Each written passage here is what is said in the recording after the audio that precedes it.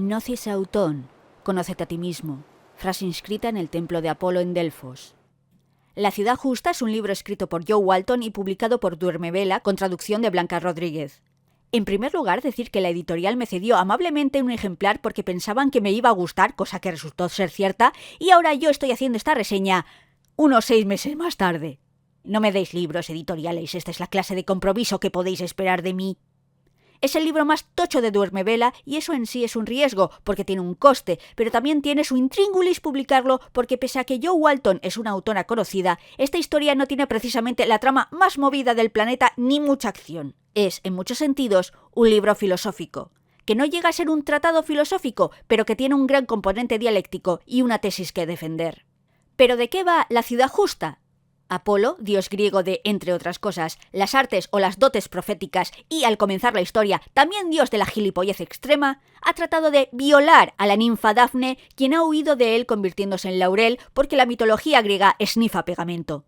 Apolo no es capaz de comprender por qué la ninfa huyó de él. De nuevo, es tremendo imbécil, así que va a donde su hermana Atenea a preguntar. Atenea le habla sobre la abolición e igual relevancia, algo que al dios le suena a otro idioma incomprensible, y sobre un proyectito suyo que le puede ayudar.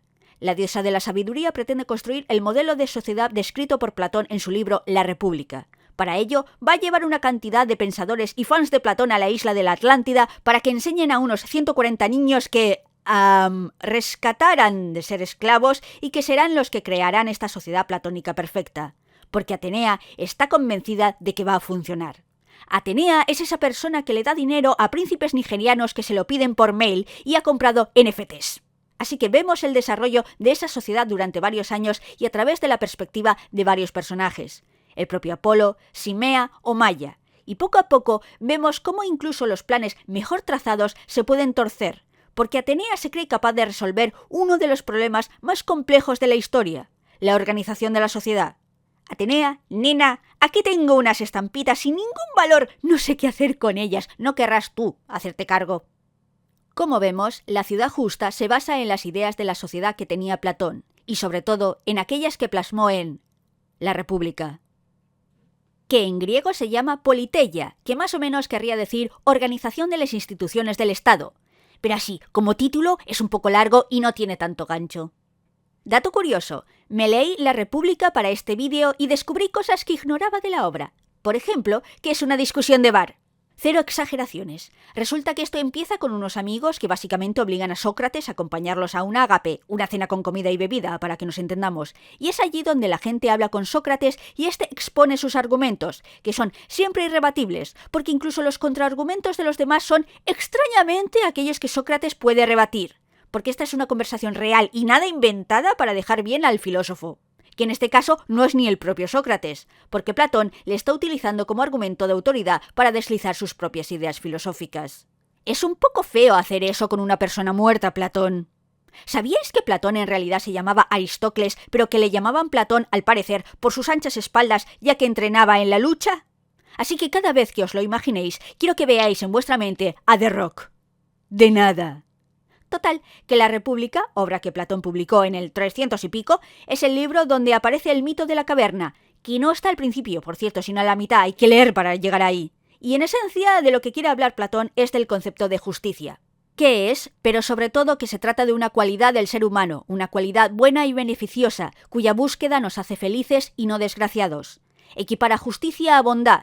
Así que toda buena persona es justa, y si quiere ser justa, debe ser buena persona. Porque básicamente los amiguetes de Sócrates son como: los malotes tienen mejores vidas, son más felices y consiguen todo lo que quieren. Si existe el concepto de justicia, es por el contrato social. La gente prohíbe hacer el mal porque no quieren que les hagan el mal a ellos. Y Sócrates en plan: Fool of a took. Perdón, mira que sois tontos. La justicia no es un concepto contractual, sino absoluto. La gente justa es, en realidad, más feliz. La justicia os hace buenos, y eso es algo a lo que hay que aspirar. Ser bueno y justo tiene su propia recompensa. ¿Qué es? Buen intento, estudiantes de secundaria que habéis aterrizado por casualidad en este vídeo porque buscáis atajos para no tener que escribir el trabajo sobre la República. Como he dicho, Platón une los conceptos de bondad y justicia. Si eres justo, eres bueno, y las buenas personas son más felices. Espiritualmente, en el sentido de bienestar psíquico. ¿Sabéis que lo de la salud mental es importante a día de hoy? Pues para Platón también. Lástima que cuando hablemos de salud física, nuestro filósofo mamado tenga ideas curiosas. Tenemos que hablar de lo de Platón y la eugenesia. Platón en la República aboga porque a la gente enferma, sobre todo enferma grave, se le dé matarile porque el trabajo del médico, según él, es mantener a la gente sana, no curar enfermos. Los enfermos deben morir y dejar de ser una carga para la sociedad. ¡Madre mía, Mengele de la Hélade! Dato curioso, la mayoría de votantes del partido nazi no lo conformaba gente de la clase trabajadora, de lo que tenía mayor proporción que otros partidos era de autónomos. Te suben la cuota y te vuelves nazi. Y lo que tenían era una preocupante, muy preocupante, proporción de médicos. Los médicos eran muy de ser nazi. Limpiar la sociedad, eliminar las cargas, esas cosas. Me imagino a esos médicos quejándose de que la gente abusa de urgencias y son un gasto excesivo.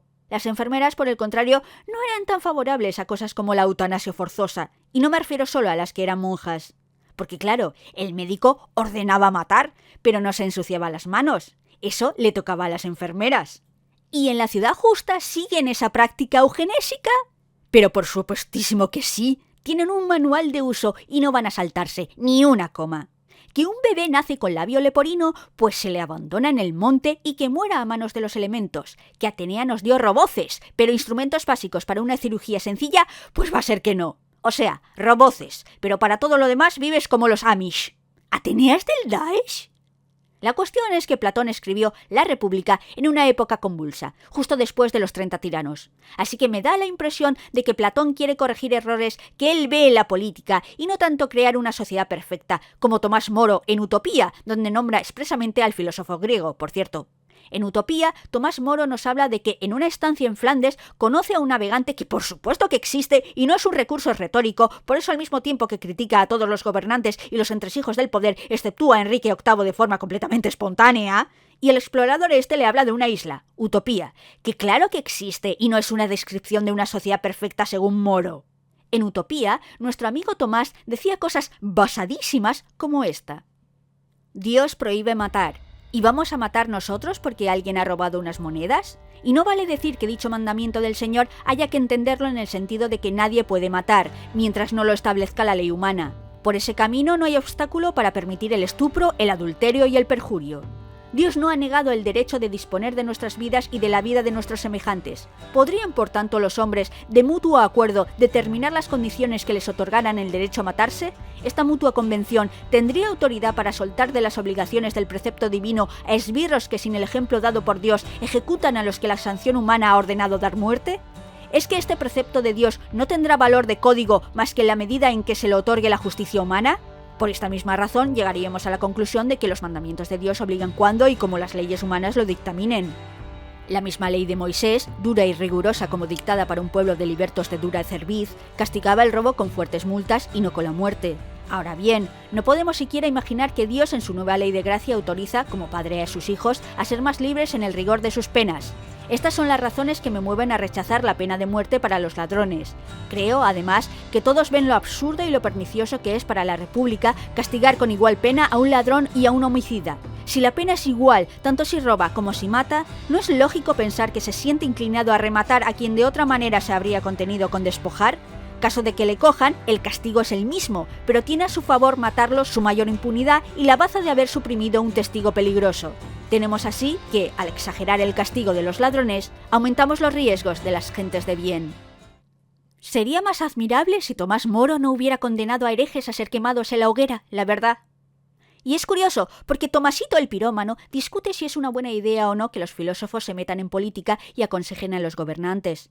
Mientras que Platón no es solo que lo vea bien, es que la ciudad justa que él teoriza está gobernada por filósofos. Sí, filósofos como él.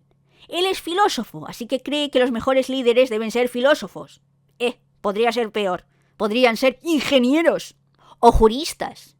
¿No son la mayoría de políticos licenciados o graduados en Derecho? La cuestión es que no cualquiera puede ser filósofo. No todo el mundo sirve para gobernar. No todo el mundo tiene la madera para ello. La sustancia. El metal. Porque Platón divide a las personas según 3 metales: oro, plata y bronce. Y solo el oro puede gobernar. Y el oro nace, por supuesto, del oro. Para frenar esta idea que llevaría a una ciudad gobernada por 4 familias que obtendrían el poder hereditariamente, Platón propone que los bebés se críen por la comunidad. Además, para evitar aún más las conexiones emocionales que podrían llevar al nepotismo, se comparten parejas. Todo es común. Vástagos y mujeres. No habla de esposos compartidos, solo mujeres. La ciudad o el Estado asignaría mujeres de su mismo grupo a los hombres para que procrearan con ellas. El paraíso de los incels. Por si os lo preguntáis, no. Platón jamás conoció a ningún ser humano de verdad, solo vio maquetas. ¿Que si en la novela siguen esta idea? Por supuesto. De hecho, creo que la lleva más allá con guarderías comunes, sin que los progenitores sepan qué bebé es suyo, y sorteos cada cierto tiempo para tener sexo. ¡Que si sale mal! Eso se veía venir tanto que no te aceptan la apuesta en Codere. En fin, el metal de cada nuevo niño o nueva niña se verá a medida que se le eduque.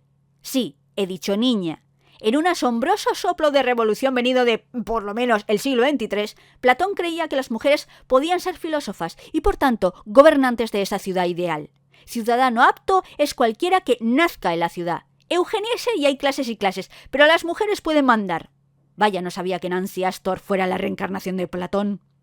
Total, para Platón la educación de las nuevas generaciones era vital y debía servir para reconocer qué metal era dominante en los niños y niñas y prepararlos para el cometido que mejor se ajustara a su naturaleza. Así pues, una de las personas más importantes para Platón era el maestro de maestra, un punto vital junto con los líderes. De hecho, yo diría que los líderes son los maestros en la sociedad de Platón. Entiendo que la profesión docente al completo está en estos momentos en su casa llorando en una esquina al escuchar esto dado como se les trata, pero así es. Hoy día, al menos en lo que se refiere a España, son personas que pasan más horas con los nenes que sus progenitores o tutores legales. De ahí que sea uno de los caballos de batalla de los conservadores y gentes de derechas prohibir a los docentes poder impartir ciertas materias. Porque mucho me río yo de la censura de la izquierda cuando las noticias de Estados Unidos o España son de fuerzas reaccionarias prohibiendo libros o clases con contenido LGBT o feminista o antirracista. Por supuesto, quienes escriben sobre la cultura de la cancelación con indignadas columnas gastan un total de 0 unidades de tinta en hablar sobre esto que sí que está ocurriendo. El control por la educación de los peques es vital, siempre lo ha sido. Moldea el futuro, moldea cómo queremos que sea ese futuro. De ahí que el catolicismo, por ejemplo, haya intentado controlar la educación. ¡Hola, jesuitas! De igual forma, la ficción tiene poder, nos dice cómo es el mundo o cómo podría ser. Sobre todo ahora, cuando es fácil acceder a ella y cuando después del aula los niños y niñas pasan la mayor parte del tiempo frente a una pantalla. Platón, por cierto, estaba muy a favor de la censura y de prohibir según qué lecturas a la chiquillería. ¿Homero? ¿Pero cómo le deis Homero a los chiquis, que van a pensar que su descripción de los dioses es auténtica? Y no puede ser, porque los dioses son buenos, no una panda de degenerados egoístas que no piensan más que en sexo y en apuñalarse mutuamente. La Iglesia utilizaría estos mismos argumentos para criticar el politeísmo y defender por qué su Dios era el único y verdadero. Gracias por tanto, Platón. Sin embargo, no es como si Platón estuviera actuando de forma que nos resulte completamente reprobable. La calificación por edades es una cosa que existe. No permitimos o no aconsejamos que ciertas obras sean consumidas por menores sin supervisión. Yo no practico la censura con mis hijos pequeños. ¿En serio? ¿Les dejas ver pelis porno? El desarrollo de la psique infantil tiene su importancia y la psicopedagogía existe para algo. La cuestión no es si se limita el acceso a las obras de ficción o culturales a los menores. La cuestión es ¿cuáles se limitan? ¿Hay que prohibir un libro donde 2 chicos se besen? No, pero igual no están preparados para comprender o absorber correctamente American Psycho. Que también os digo que lo de la lista de libros prohibidos en, por ejemplo, los colegios de Estados Unidos, metiendo el Ulises de James Joyce por contenido inmoral o subido de tono, es tener una fe en la humanidad encomiable, porque a ver, ¿quién se lee ese libro por propia voluntad? Adrián de Victorian Spirit. A ver, él no cuenta. Como sois personas inteligentes, estoy segura de que os preguntaréis cómo puñeta se crea esa ciudad. ¿Cómo demonios se convence a la gente de que mediante la educación los más aptos aprenden a ser líderes, cualquiera que sea su origen, y cómo ninguno de los vicios con los que vienen las generaciones antiguas se pasará a las futuras? Fácil. Se consigue mintiéndoles. Primero se expulsa a todo mayor de 10 años y a los menores se les hará creer que los dioses pusieron metal en su sangre, que a ver, esto es cierto pero es hierro, Platón, y así se logrará una sociedad ordenada y funcional, porque las personas de clases más bajas tendrían la esperanza de que sus vástagos podrían ser líderes algún día. Una mentira piadosa que no le hace mal a nadie. ¡Eso nunca funcionaría! ¿En serio? Aparte de que puedo señalaros cualquier país o religión para explicaros lo efectiva que es una mentira colectiva, No es como si cada año en España no contáramos una pedazo de mentira a los más pequeños que incluso sale en los noticiarios, en la que participa toda la ciudadanía y que tiene que ver con personas venidas de Oriente cargadas de regalos. Y funciona. Y lo hacemos porque creemos que es algo bueno. Tal y como escribe Pratchett en el diálogo entre la muerte y su nieta Susan en Padre Puerco, hay que empezar aprendiendo a creer en las mentiras pequeñas. ¿Para que podamos creer en las grandes? Sí, la justicia, la compasión, el deber, esas cosas. Como veis, la humanidad está continuamente teorizando y dando vueltas sobre las mismas ideas, una y otra vez, sin dar con una respuesta satisfactoria del todo. Tal vez estar continuamente insatisfechos sea nuestra naturaleza. En la ciudad justa, la gente miente continuamente, a los niños, por ejemplo, pero también a sí mismos, convenciéndose de que lo que hacen es bueno y necesario. La ciudad es justa, la ciudad es buena. Todo esto es necesario para crear una sociedad perfecta. Aunque, como he dicho, Platón casi que usa esa ciudad como una metáfora. De lo que Platón quiere hablar es de la justicia. Es solo que no puede hablar de ella sin relacionarlo con las personas. Y como ningún hombre es una isla, tiene que hablar de cómo conseguir la justicia en la sociedad. Porque, hay que ver, vivimos en una sociedad. Lo que al final le lleva a teorizar sobre un tema más viejo que el polvo. La organización política de la sociedad. Cualquier grupo de más de una persona ya es difícil de gestionar, porque se trata de compatibilizar más de una voluntad individual, lo cual crea una relación de poder. Incluso las relaciones de pareja son relaciones de poder.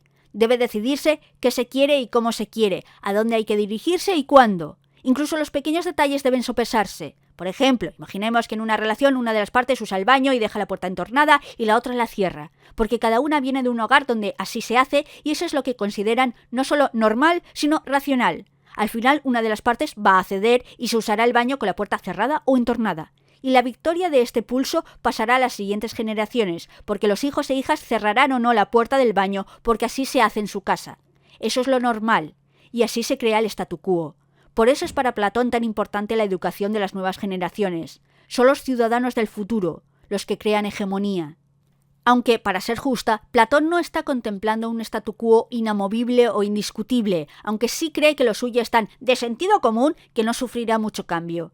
No es por malmeter, Platón, pero tu querido Sócrates estaría discutiendo con los gobernantes de la ciudad todo el santo día, que es precisamente lo que hace en la ciudad justa, cuando Atenea se lo trae, porque le gustan las emociones fuertes, supongo. Y claro, Sócrates se pone a hacer preguntas y dar por saco, que son las dos únicas cosas que sabía hacer, según Diógenes.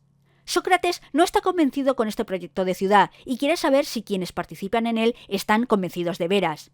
Los niños y niñas que se llevaron, ¿cómo ven lo que les ocurrió? ¿Está bien llevarse menores para criarlos aunque su futuro fuera ser esclavos? ¿Obligarles a crecer en esta isla no es una forma de esclavitud? ¿Y qué pasa con los roboces? Sí, ¿qué pasa con los robots?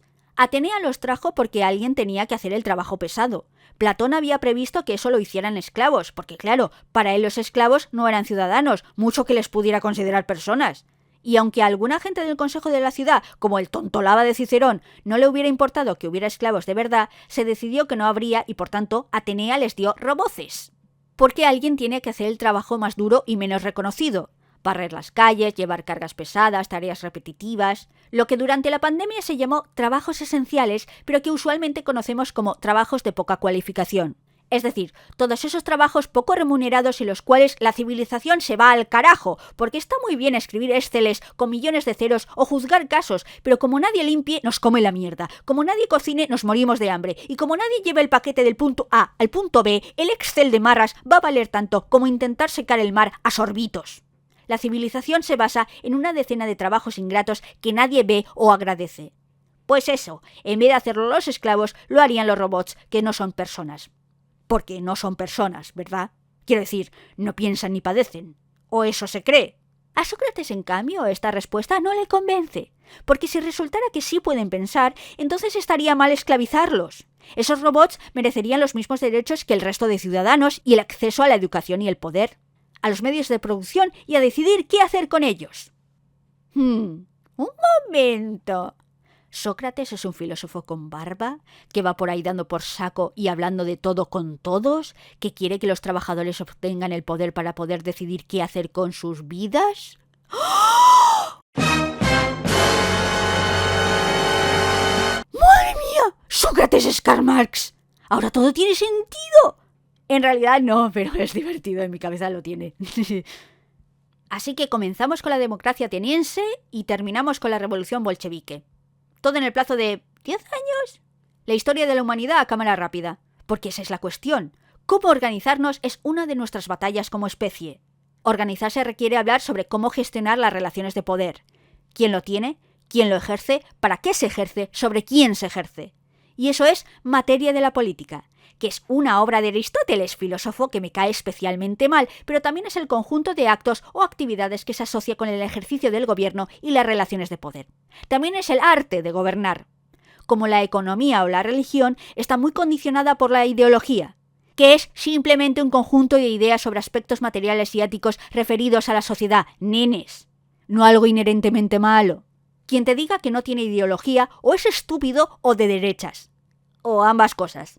Todo el mundo tiene ideología, todo el mundo tiene una opinión sobre quién debe gestionar los recursos y cómo. Antoine de Saint-Exupéry no chupó cárcel para nada. El meollo, como he dicho, es cómo compatibilizar el deseo individual de cada persona dentro de un grupo. En principio, un deseo individual requiere tenerlo y, por lo tanto, una posibilidad de formar tu propia voluntad. Libertad para formarla y expresarla. Fácil de decir, difícil de conseguir. Hay innumerables situaciones en las que alguien puede hacer o decir algo que no desea completamente porque es necesario o mejor para otra persona o para la colectividad. No hablo de casos extremos, simplemente de ir a ver una película aunque no te apetezca mucho para animar a una amiga o presentar un trabajo en público para nota en la universidad. Continuamente hacemos cosas que no queremos del todo, y las hacemos porque es voluntad nuestra hacerlas, porque nos hemos convencido de ello. La cuestión al final es el nivel de coerción y la tolerancia de esa coerción que tengamos como personas. Y este conflicto llega hasta lo más íntimo, hasta con quién queremos relacionarlos o con quién queremos tener relaciones sexuales. O no tenerlas. Hay, en La ciudad justa, varios momentos en los que se habla de la línea entre la violación y el sexo consentido. Uno de los casos es obviamente violación, porque ella dijo no y porque ella siente que fue violada, que ocurrió en contra de su voluntad. Y otra escena donde la mujer en cuestión se plantea si podría ser violación y lo desecha, porque aunque no es completamente lo que quiere, está haciendo esto por propia voluntad. Es complejo. De hecho, es muy posible que mucha gente considere que el segundo caso es violación, pero al final se debe aceptar lo que la potencial víctima diga. Si dice que no fue violada, no lo fue. ¿Que con los años puede que cambie de opinión porque nuestras circunstancias e ideas cambian? Puede, pero eso también será cosa suya. Nunca olvidéis que creer que algo está pasando porque tú quieres es un mecanismo de defensa. Hablamos del libre desarrollo de la voluntad. Hablamos de la libertad. Dato curioso, no se puede regular el contenido de la libertad, porque es un conjunto vacío. Lo único que se puede hacer es ponerle límites. ¡Oh! Porque hay que ponerle límites. Todos los derechos fundamentales tienen límites, lo que garantiza su eficacia y efectivo cumplimiento. Sé que suena contraintuitivo, pero es así. Esto es, por supuesto, muy complejo en la vida real porque el único límite de tu libertad no es realmente la libertad de otra persona, porque muchas veces ejercer tu libertad puede dar al traste con la libertad de los demás y la tuya propia a largo plazo, así que hay que pensar en un sentido comunal o de comunidad. La cuestión es, ¿quién te obliga a hacer esa cosa que no quieres? ¿Un rey? ¿Un tirano? ¿Una oligarquía? ¿O un grupo de tus vecinos elegidos por sorteo? Es un salto un poco raro para hablar de la democracia ateniense, pero me vale. La democracia fue uno de los sistemas políticos de la antigua Grecia junto con la monarquía, la aristocracia, la tiranía, la oligarquía o la timocracia, que no es cuando tu gobierno es una estafa piramidal, aunque casi, sino cuando los ricos gobiernan. Ninguno de estos sistemas convence a Platón, y de hecho unos sistemas suceden a otros según él. Primero tenemos la timocracia, que será muy militarista. De la timocracia surgirá la oligarquía, que es un sistema donde la gente no es tan equilibrada como en la timocracia y solo busca riqueza, por lo que en la oligarquía habrá una clase muy rica y otra muy pobre, lo que llevará a la lucha de clases, ahora no, Karl, y una revuelta de los pobres que llevará a la democracia. De la democracia surge la tiranía cuando la gente quiere demasiada libertad para hacer lo que desea. La libertad, así entendida, es excesiva y es, en realidad, esclavitud. Así que surge un tirano que se presenta como protector del pueblo frente a la minoría rica. Para mantener el poder que le han dado los indignos, el tirano debe mentir, matar y encarcelar a los dignos, es decir, a los ricos, porque el tirano vive en un dilema continuo, o vivir entre los dignos que le arrebatarán el poder, o vivir rodeado de indignos. Adivinad cuál de los sistemas le cae peor. ¡Exacto! ¡La democracia! Platón no tenía una buena opinión de la democracia de su tiempo. De hecho, no le gustaba un pelo. Decía que era un sistema imposible, ontológicamente contradictorio, porque si la democracia es el sistema en el que el pueblo es dueño de sí mismo, entonces es también esclavo de sí mismo, y ambas cosas no pueden ser. Más aún, decía que su libertad era anarquía y que su igualdad era la igualdad de los desiguales. Rousseau trataría de dar respuesta a eso con su concepto de voluntad general como 20 siglos más tarde, y cuyo contenido exacto se sigue discutiendo. La voluntad general sería el concepto por el que todos los individuos de una sociedad enajenan sus derechos a favor de dicha sociedad para la consecución del bien común. ¿Como la dictadura del proletariado? Es una lectura posible. Según otra gente sería el equivalente al rule of law, o al menos en el sentido de Spinoza. Por eso de que es la base de la creación de las leyes, según Rousseau, para quien la ley es la expresión de la voluntad general, que debe ser la misma para todos, tanto si protege como si castiga. Lo cual es cómico, porque la lucha entre el rule of law y la volonté générale, o mejor dicho, la voluntad del pueblo, es una de las grandes luchas dentro del liberalismo. La preeminencia de la ley contra la preeminencia de la voluntad del pueblo. ¿Qué diréis? Si la voluntad general es la base de la ley, ¿son lo mismo? No, esa es la cuestión. Voluntad general no tiene por qué ser voluntad del pueblo.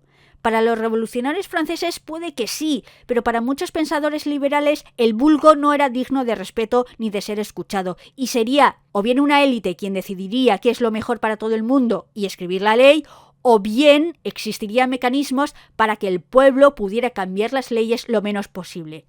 Pensad en las votaciones en el último Benidorm Fest. Básicamente eso. Ha habido y hay liberales que han lamido bota de nazi, y según cual sea la corriente del liberalismo que sigan, ni siquiera sería contradictorio. Tenéis que entender que el liberalismo como pensamiento es muy amplio, es tan amplio como el socialismo. Total, que a Platón no le gustaba la democracia, aunque fuera la democracia ateniense la que solo los ciudadanos libres podían votar, es decir, los hombres no esclavos que habían nacido en Atenas. Porque los griegos de la época eran como mi abuela que llamaba de fuera a cualquiera que no hubiera nacido en el pueblo, aunque hubiera nacido en el de al lado, que podía estar perfectamente a menos de 5 minutos de paseo. La democracia ateniense era la que conocía Platón, y para él era un sistema en manos del demo, el pueblo, que era infantil y caprichoso, un sistema tan fácilmente dado al bien como al mal, y la razón para esa opinión fue el juicio a Sócrates. Sé que la idea popular es que a Sócrates lo juzgaron porque era como un tábano, siempre preguntando e importunando a los poderosos y que condenado a muerte pudo haber huido de Atenas, pero prefirió beberse la cicuta y morir antes que no poder seguir dando la tabarra. Y es gracioso creer que Sócrates pudo haber sido el primer argentino, antes muerto que callado, pero la razón por la que juzgaron a Sócrates en primer lugar igual no es tanto que malas las multitudes caprichosas y la democracia mal entendida, como que Sócrates tenía amistades y apoyaba ideas que eran menos que ideales. Por ejemplo, el hecho de que la mitad de sus alumnos formaran parte o apoyaran al régimen de los 30 tiranos. Y sí, se supone que al final Sócrates y ellos se enfadaron, pero macho, cuando tantos de tus seguidores apoyan una idea, igual tú algo tienes que ver. Que no te digo ser culpable, pero un pelín de responsabilidad tal vez sí tengas. El gobierno de los 30 tiranos fue un gobierno oligárquico que gobernó durante 8 meses en el año 401 a.C., justo después de la guerra del Peloponeso. Estaba formado por 30 magistrados, de ahí su nombre, que establecieron un gobierno interino tras la victoria de los espartanos en dicha guerra. Se trataba de personas contrarias a la democracia ateniense y a sus leyes, y que habían apoyado a los espartanos. Querían imponer un régimen que, según ellos, era el tradicional, el verdadero de verdad ateniense, que volvería a hacer grande a Atenas. Ya sabéis, lo típico. No coló, así que las tropas espartanas entraron en la ciudad y básicamente se decidió que o estos 30 u os decapito. Y claro, se estableció este gobierno que en su corto recorrido terminó con la vida del 5% de la población ateniense, más o menos. Y uno de los jefes, Critias, fue alumno de Sócrates. Así que igual se la tenían un poco guardada. No ayudó tampoco que otro de sus alumnos, Alcibíades, propusiera una estrategia en la guerra del Peloponeso tan buena, que acabó con toda la fuerza de combate ateniense. Y luego huyera a Esparta. Menudo historial de alumnos. Y tampoco era Sócrates el mayor fan de la democracia ateniense, así que claro. ¿Apoyó Sócrates activamente a los 30? No, pero tampoco se rebeló en exceso. Se puso un poco de perfil. Digamos que el hecho de que se quedara en Atenas durante dicho gobierno en vez de largarse de la ciudad dio la sensación o creó la opinión de que muy en contra de ese régimen igual no estaba. De todas formas, lo que sabemos de Sócrates lo sabemos por terceras personas. Él no dejó escritos. y que veamos sus opiniones a través del filtro de Platón, por ejemplo, dice más de este último que de Sócrates. Platón utilizaba la figura de Sócrates para dar un aura de autoridad a sus propias opiniones, algo que el Sócrates de la Ciudad Justa señala. Aparentemente, según la entrevista que le hizo Blanca Rodríguez a la autora Jo Walton en el Hispacón, Sócrates aparece en el libro para poder tener a un personaje que le respondiera y le callara la boca, porque su sensación al leer La República era la de querer replicar a Sócrates y no poder. Después de leer La República, comparte el sentimiento. Platón, tu Sócrates es un listillo que mueve porterías todo el tiempo. Siempre pregunta y nunca contesta. De hecho, hay literalmente una persona en La República que se lo echa en cara. El único filósofo basado aquí era Diógenes. La democracia ateniense era curiosona. La participación de los ciudadanos era amplia y gozaban de un poder grande en comparación con las democracias modernas, para hablar, por ejemplo, en la asamblea o iniciar un proceso público. Sí, el concepto de ciudadano estaba muy restringido, pero aquellos que lo eran podían participar en la vida pública mucho más que nosotros. La mayoría de los magistrados, por ejemplo, eran elegidos por sorteo. ¡Qué guay, eh! ¿Sabéis quiénes eligen porque toca y son personas sin ninguna preparación especial que tienen que ejercer ese cargo durante un tiempo limitado y hacerlo lo mejor posible por el bien común? Los presidentes de las comunidades de vecinos. ¿Y cuántos quieren serlo? No muchos. ¿Y en cuántas reuniones de vecinos participa la gente? Las menos posibles. Porque esto es por lo que se pasa de puntillas cuando hablamos de democracia directa o asamblearia. No la volubilidad del pueblo ni la imposibilidad de llevarla a cabo a gran escala, sino que es trabajosa de narices. Tienes que ir a todas las reuniones y discutir con otra gente y defender tus ideas y plantear y decidir qué es lo mejor. Y eso es mucho tiempo y mucho esfuerzo. Y la gente se cansa, porque es una tarea más, además de su trabajo y sus otros problemas. Miguel Martínez cuenta en su libro Comuneros, el rayo y la semilla, que las comunidades de Castilla se reunían en asamblea ciudadana cada semana. Y al principio eran multitudinarias, participaba todo el mundo, pero poco a poco iba cada vez menos gente, porque el asamblearismo desgasta. Y por eso tenemos democracias representativas y políticos profesionales, porque discutir agota. ¡Qué simplismo ni qué niño muerto! En la Ciudad Justa, los patronos discuten todo el tiempo, y eso que se supone que tienen una hoja de ruta. Sí, más o menos tienen unas pautas a seguir que sacan de la obra de Platón, pero A, algunas de las instrucciones del filósofo son muy vagas, y B, aparecen nuevos problemas que no habían previsto cada minuto. Algunos eran obvios que iban a aparecer y los patronos los iban posponiendo, pero es que otros que podían haber sido previstos les saltan encima y se quedan con cara de Pikachu sorprendido. Y otros simplemente no se podían prever. Y eso es así siempre, en cualquier sistema, por muy bueno y muy bien montado que te creas que está. La vida te da sorpresas. Sorpresas te da la vida. No. El libro es una muestra del meme «Hacemos esto, sale mal». Un saludo a Paula, que sabe de lo que hablo. La cuestión es que los patronos dirigen la ciudad y educan a los niños y niñas para que en un futuro también dirijan la ciudad según el modelo que les habrán inculcado. Pero claro, ¿es eso justo? ¿Quién se ha muerto y te ha nombrado rey? Atenea, vale, pero ¿es acaso la decisión caprichosa de una deidad distribuyendo roboces una buena base para un sistema de gobierno? Diréis, no, pues tuvimos siglos de eso, siglos de soy el gobernante supremo por la gracia divina. Y yo qué sé, gente como Bodino defendiéndote que eso era lo mejor, que traería la paz, porque es mejor que todo el país lo domine una persona que personifica la soberanía del Estado a toda una serie de guerras entre facciones ávidas de hacerse con más poder. Que conste que Bodino era consciente de que en democracia la soberanía residía en el pueblo. Otra cosa es que le pareciera buena idea o siquiera correcta. Porque eso es lo que más me fascina del pensamiento político en la historia europea.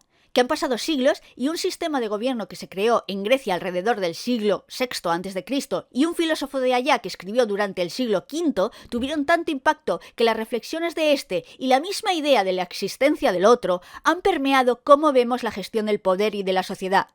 El poder es naturalmente del pueblo, o hay una ley natural que le precede, o se origina en el pueblo pero debe ejercerse por un soberano por el bien común porque la gente individualmente es escoria, o la gente es esencialmente buena pero necesita un gobierno para defender la paz, la libertad y la búsqueda de la felicidad, o la soberanía es originaria y debe ejercerse por el pueblo y es inalienable e indivisible pero debe haber un legislador para que le señale el camino, o la soberanía original es del pueblo pero existe un poder administrativo que a su vez se separa en tres poderes, o cada persona es soberana, o una cosa es la sociedad civil y otra el Estado, o la soberanía es de los trabajadores trabajadores porque sin ellos no hay riqueza ni acumulación de la misma que crea el sistema social, o ninguna persona tiene autoridad completa sino que depende de las circunstancias, o existen varios tipos de poder y el Estado tiene el legítimo monopolio de la fuerza. Siglos y siglos y siglos dándole vueltas a las mismas materias, y cada una de las personas que han teorizado sobre esto, todas ellas leyeron a Platón, para encontrar argumentos a favor o para contraargumentarlo, porque Platón ni era liberal, ni fascista, ni comunista. Ninguna de estas ideologías existían cuando él vivía, pero todas ellas tomaron ideas de él, directa o indirectamente. Se ha discutido si Platón en la República está hablando de ética o de política. En realidad, en su caso, es lo mismo.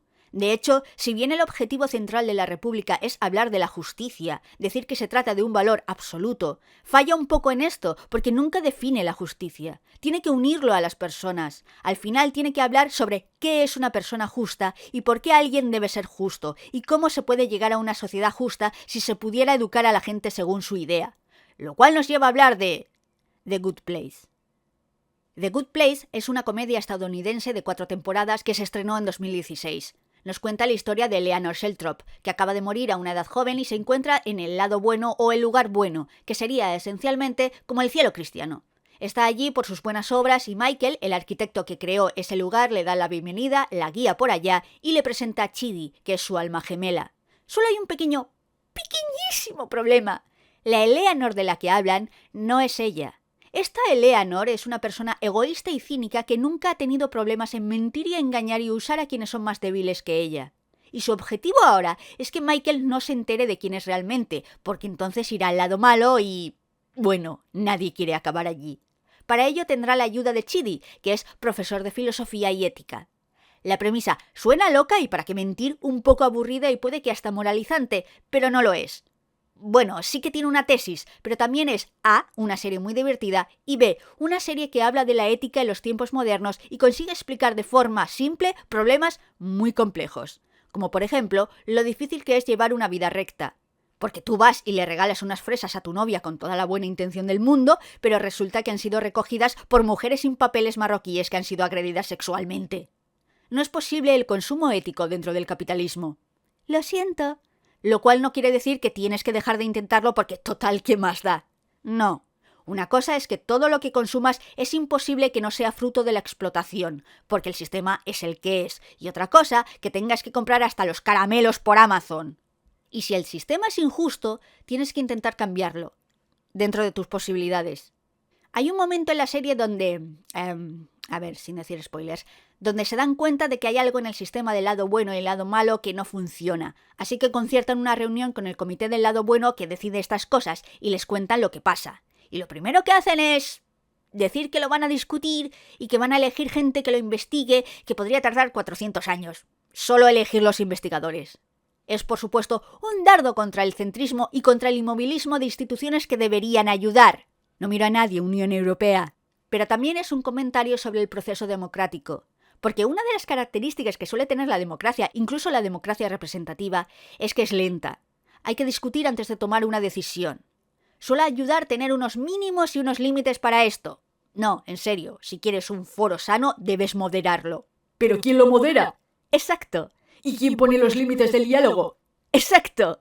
Esas son cosas que también hay que acordar. Os doy la bienvenida al mundo de los adultos. Toda la historia de la humanidad intentando ponernos de acuerdo en cómo puñetas organizarnos sin matarnos mutuamente. Hay una frase muy buena en ese episodio donde un personaje dice: el Titanic se está hundiendo y están escribiéndole una carta llena de reproches al iceberg.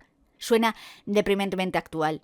Y no me entendáis mal, intentar ser cordial y pacífico no tiene en principio nada de malo. De hecho, es la base de la serie Ted Lasso, que va sobre el protagonista del mismo nombre, entrenador de fútbol americano, que viaja a Inglaterra porque le ha contratado a un equipo de la Liga de Fútbol Inglesa.